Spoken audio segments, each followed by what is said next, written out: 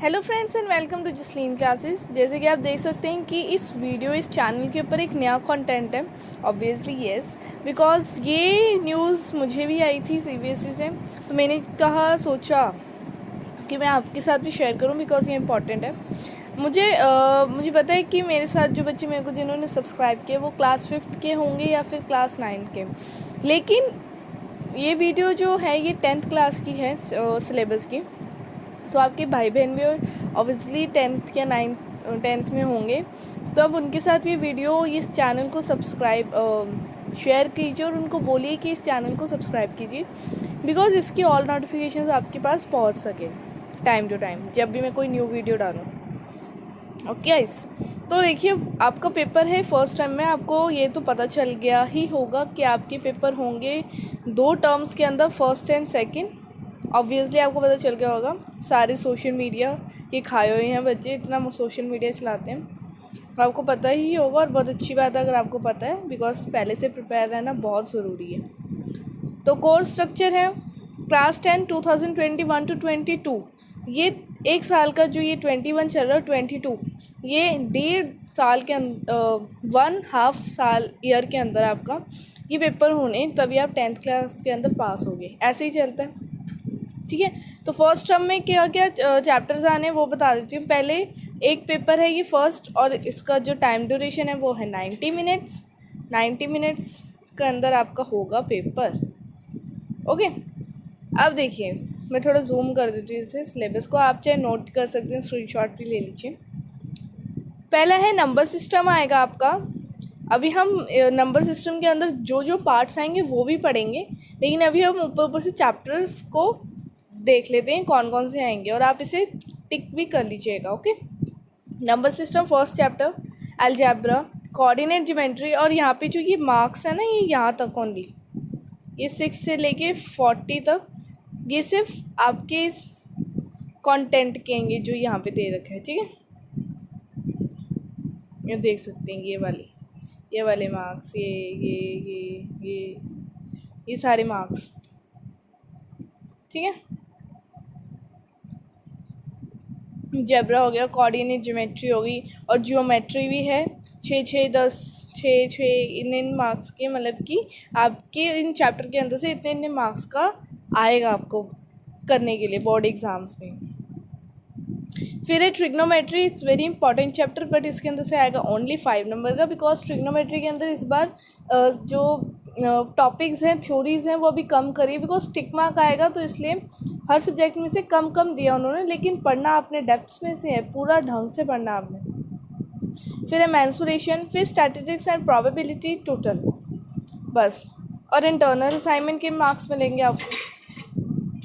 तो internal assignment क्या होती है ये तो आपको पता ही चल गया होगा, जो बच्चे 9th के अंदर थे, जो अब 10th में गए हैं, तो उन्हें पता ही होगा इंटरनल असाइनमेंट का क्या मतलब होता है। ऑब्वियसली सारे बच्चों को पता होगा, जिन बच्चों को नहीं पता अभी भी, तो मैं फिर से बता देती हूँ।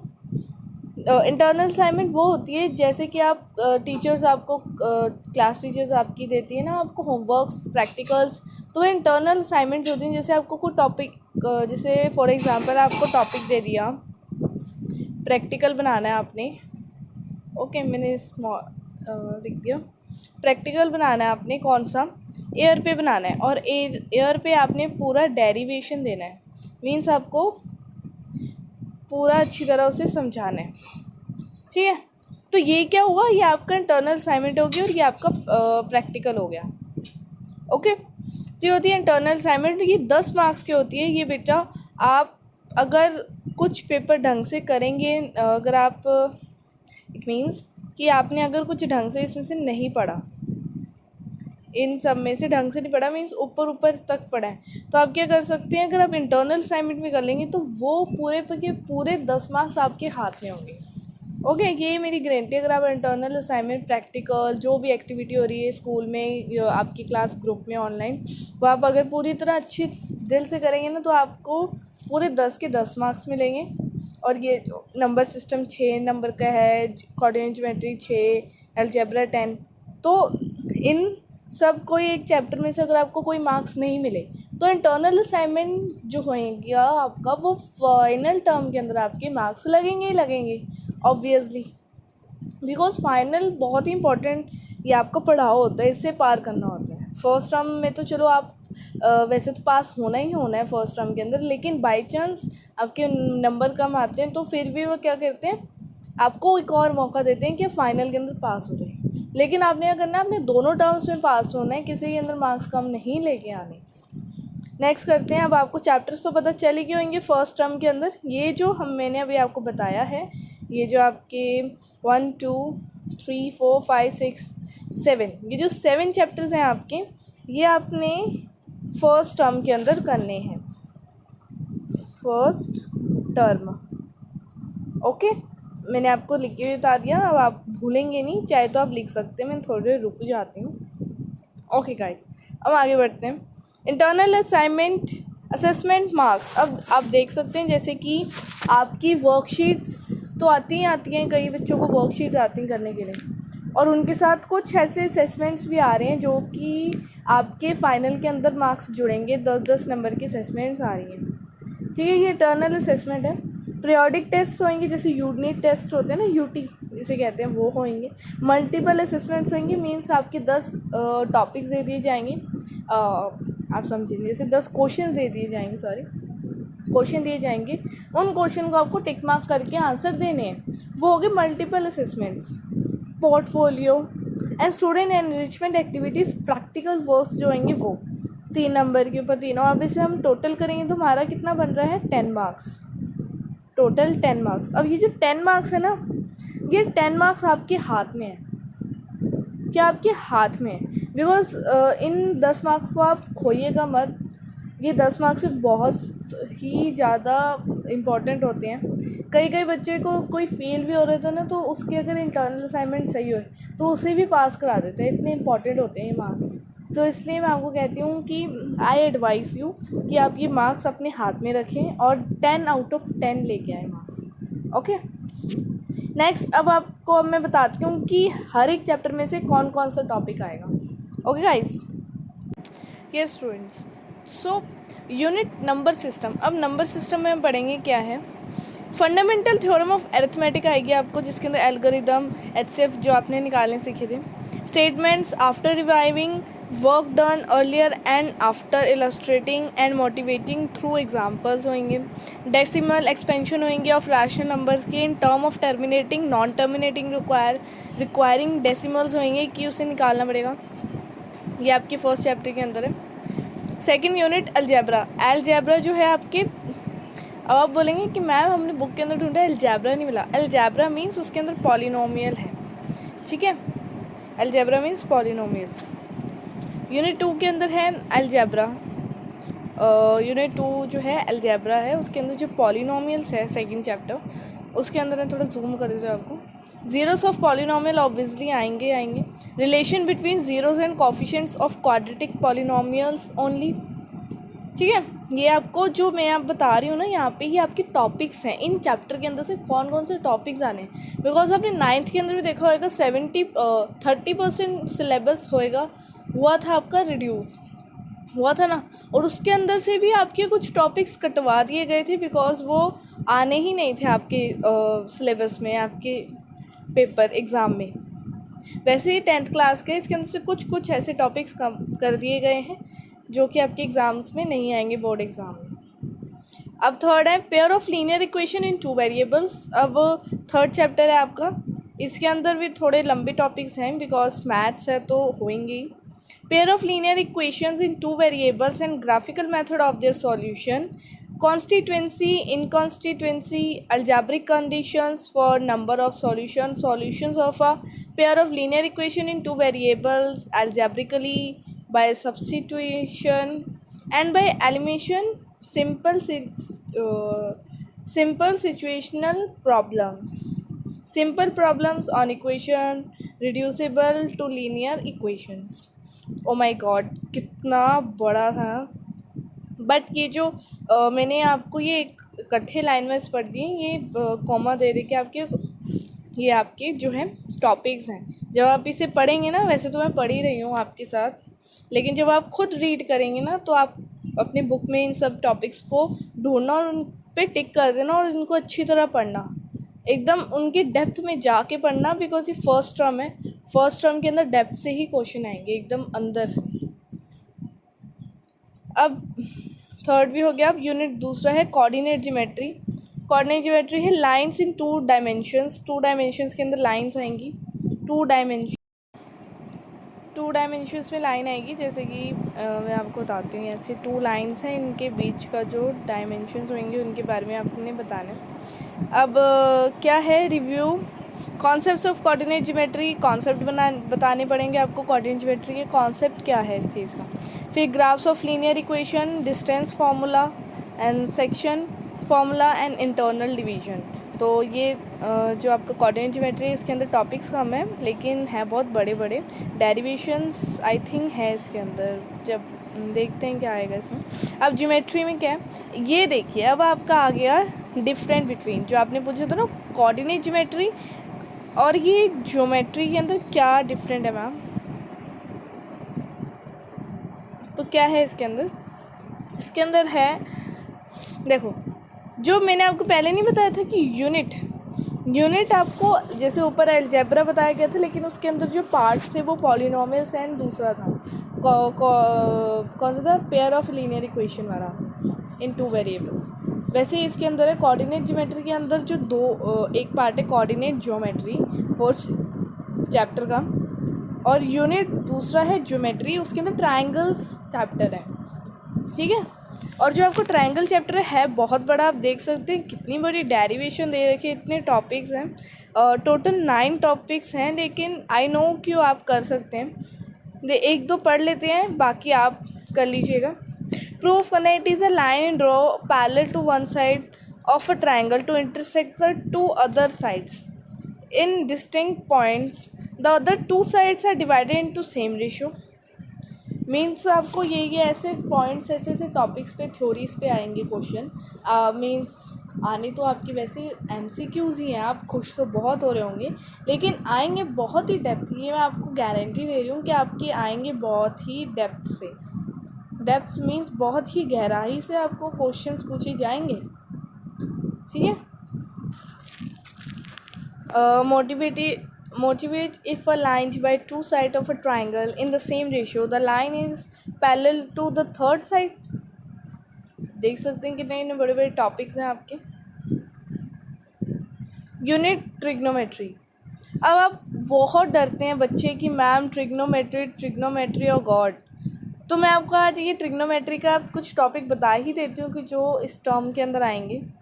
Trigonometric ratios of an acute angle of a right angle triangle, proof of their existence of defined value of the trigonometric ratio 30 degree 45 60, relation between the ratios।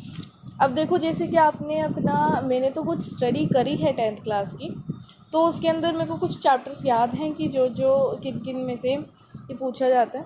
तो इसके अंदर क्या कह रहे हैं कि आपको acute angle right angle triangle देखें, देखो मैं आपको बताती हूँ, 1 मिनट। राइट एंगल ट्राइंगल ये होता है, ओके। अब इसके अंदर जो होता है एक छोटा सा आपका एक्यूट एंगल नहीं दिख रहा, ये देखिए, ये आपका एक्यूट एंगल नहीं दिख रहा, तो ये तो है एक्यूट एंगल, और ये है राइट एंगल ट्राइंगल, और ये है एक एक्यूट एंगल, है ना। तो इसी ट्राइंगल के जो रेशोज होते हैं, जैसे 30 डिग्री 45 डिग्री 60 डिग्री, तो इन सब चीज़ों के रिलेशन बिटवीन बताने हैं आपने, ओके।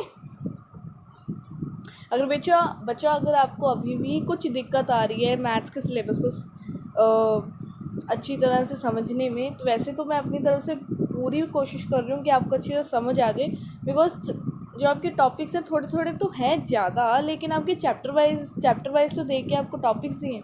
अब ये तो नहीं कि आपको एक टॉपिक दे देंगे उसके ऊपर आप रट लो, फिर ऐसे तो नहीं है ना। 10th क्लास थोड़ी सी तो टफ है, बट आप अच्छी तरह इसे समझ लेंगे ना तो ये इतनी भी टफ नहीं है, बहुत ही हलवा है ये सच्ची में। इंट्रोडक्शन ऑफ ट्रिग्नोमेट्री मैं आपको बता रही है कि 30 45 इन 16 सब एंगल्स इन रेशो, ये रेशोज़ होते हैं। रेशो मीन्स जैसे 3/4।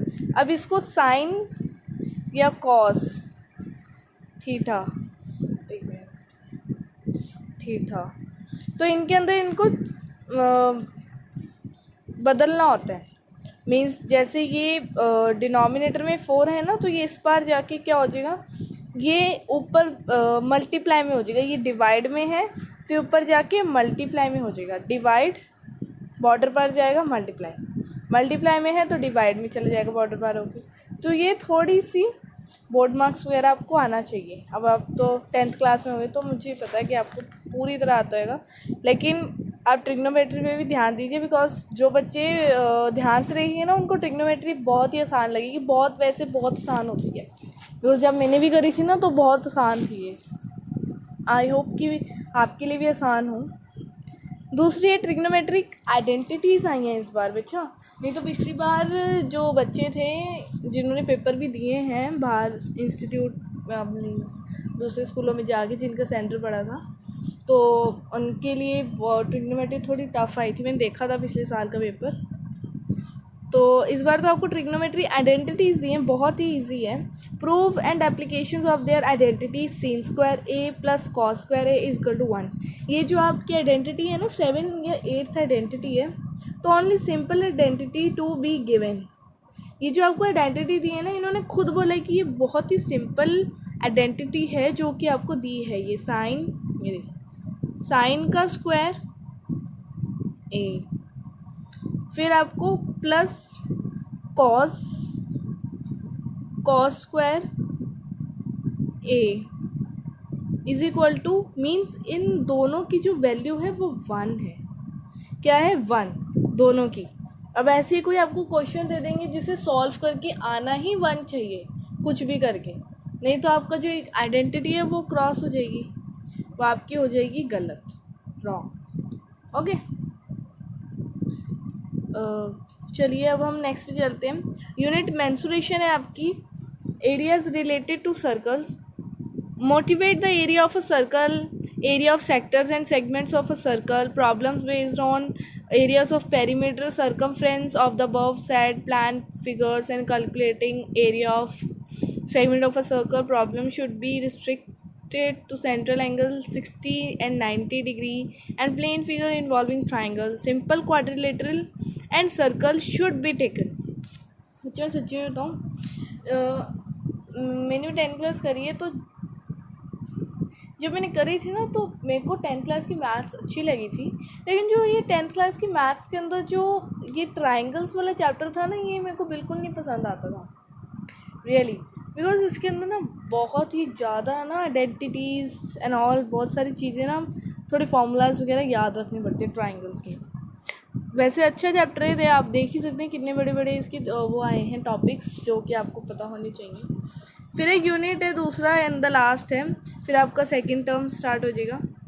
Probability, classical definition of probability, simple problems on finding probability of an event.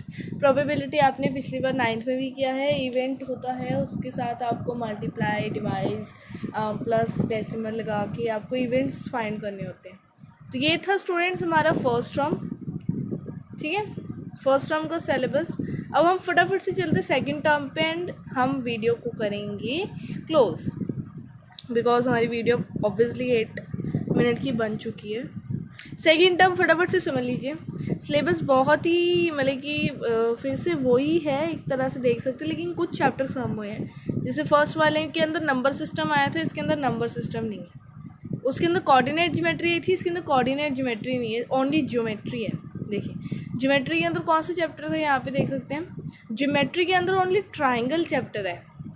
Means कि जो आप फर्स्ट टर्म में करेंगे ना तो सेकंड टर्म में आपको इजी पड़ेगा, बिकॉज आपने पहले कर रखा होगा। और जो और दूसरा कौन सा यहाँ से आ रहा है आपको चैप्टर, एल्जेब्रा हो गया, ज्योमेट्री और ट्रिग्नोमेट्री भी, और मेंसुरेशन। ये जो 4 चैप्टर हैं ये तो आपके फर्स्ट टर्म से ही आ रहे हैं, तो ये आपके लिए बहुत ईजी है बच्चा, कि आप आराम से कर सकते हैं सेकंड टर्म बहुत ही आराम से। अगर आपके ये स्कूल में भी हुआ ना तो आपकी पहले से प्रेपरेशन तैयार रहेगी। अलजेब्रा, ज्योमेट्री, ट्रिग्नोमेट्री मैं आपको ऊपर ही समझा दिया।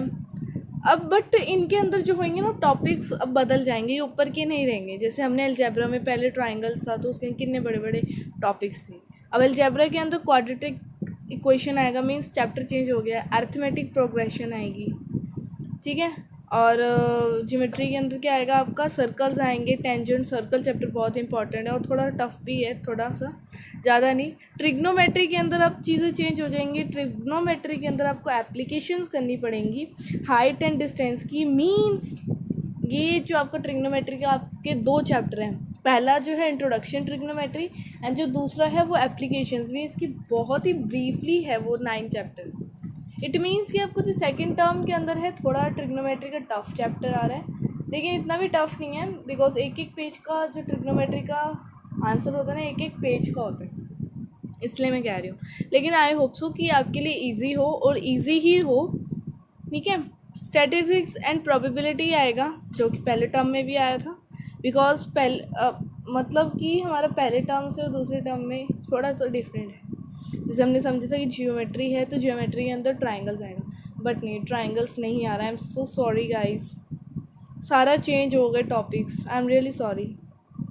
क्वाड्रेटिक इक्वेशन आ रही है अलजेब्रा के अंदर, पहले अलजेब्रा के अंदर कोऑर्डिनेट ज्योमेट्री आ रही थी। अरिथमेटिक प्रोग्रेशन आ रही है, arithmetic progression derivation of the nth term the sum of the first term of AP arithmetic progression, AP मतलब कि अरिथमेटिक प्रोग्रेशन। ज्योमेट्री के अंदर सर्कल्स आ रहा है आपका चैप्टर, कंस्ट्रक्शन आ रही है। कंस्ट्रक्शन चैप्टर में मेरे को थोड़ा अच्छा लगता है, बिकॉज उसके अंदर एंगल्स, डी रूलर वगैरह ना, मेरे को ऐसा यूज़ करना बहुत अच्छा लगता है कंस्ट्रक्शन में। एंड यूनिट दूसरा है ट्रिग्नोमेट्री, इसके अंदर आपको एप्लीकेशंस दे रखी हैं ट्रिग्नोमेट्री की, आपको अच्छी तरह याद करनी है उन एप्लीकेशन को। आप जब भी अपना मैथ्स का चैप्टर पेपर अपना बोर्ड एग्ज़ाम स्टार्ट करें तो पहले पेपर के अंदर ही आप, मीन्स एग्ज़ाम शीट के अंदर ही आप ट्रिग्नोमेट्री की आइडेंटिटीज़ एप्लीकेशंस लिख लें, ओके, और उसको याद रखें बिल्कुल, तो आपको ईजी रहेगा क्वेश्चंस को सॉल्व करना। ट्रिग्नोमेट्री एक बार पढ़ के देख लेते हैं क्या टॉपिक्स आए हैं। फर्स्ट टर्म के अंदर तो इजी आया टॉपिक, लेकिन सेकंड के अंदर मेरे को टफ लग रहा है। Heights and distance, angle of elevation, angle depression, simple problems on height and distance problems should not involve more than 2 right triangles. Angles of elevation depression should be only 30, 45 and 60 degree angles. अब आपको height and distance निकालने पड़ेंगे, पिछली बार तो हमने ratios निकालने थे, इस बार हमें हाइट एंड डिस्टेंस निकालने पड़ेंगे with the use of ratios of 30, 60 and 45 degree angles, okay. Next mensuration के अंदर आ रहे surface area and volumes. Surface area and volumes आपका पहले आया है, एरिया रिलेटेड टू सर्कल्स है, नो ये वाला भी नहीं आया। मीन्स कि आपके जो फर्स्ट टर्म के अंदर चैप्टर आ रहे हैं वो सेकंड टर्म के अंदर नहीं आ रहे हैं। आई एम रियली सॉरी बच्चा, मैं बहुत दुखी हूँ कि आपका ऐसा हो रहा है, बट कोई बात नहीं। मुझे पता है कि जो मेरे स्टूडेंट्स हैं, जो भी बच्चा मेरी वीडियो देख रहा है वो मेरे थोड़ी सी मोटिवेशन से तो मोटिवेट हो रहा होगा कि हाँ वो कर सकते हैं। सरफेस एरिया एंड वॉल्यूम्स भी बहुत इतना भी मुश्किल नहीं है, बस आपको सिलेंडर, ट्रायंगल, कोन वगैरह का सबका फॉर्मूला पता है तो आप 2 यूनिट चुटकी बजाते हैं आपका निकल जाएगा आंसर।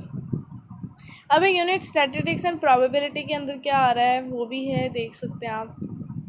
इंटरनल असाइनमेंट वही है जो मैंने आपको पहले समझाया था, पीरियोडिक टेस्ट के मार्क्स होंगे, multiple assessment, portfolio and student engagement marks होंगे, 10 मार्क्स आपके हाथ में होंगे। तो ये था बच्चा हमारा सिलेबस। मेरे पास अगर आपको 9th क्लास की वीडियो इस सिलेबस चाहिए तो आप मेरे को कमेंट करके ज़रूर बता सकते हैं, तो मैं 9th क्लास का सिलेबस की वीडियो भी आपको फटाफट से डाल दूँगी मैथ्स की। तो ये थी हमारी class 10 CBSE maths first and second term video. So I hope so कि आपको मेरी वीडियो बहुत अच्छी लगी और ये मोटिवेशनल एक थोड़ी सी वीडियो थी कि हाँ आप कर सकते हैं। सिलेबस रिड्यूस भी हुआ है, बड़ा भी है, बट दोनों चीज़ें ही हुई हैं, लेकिन हाँ आप कर सकते हैं। Okay guys, so don't forget to subscribe my channel, like, share and comment and share to all your with your friends. Okay guys, तो अब हम मिलेंगे नेक्स्ट वीडियो के अंदर।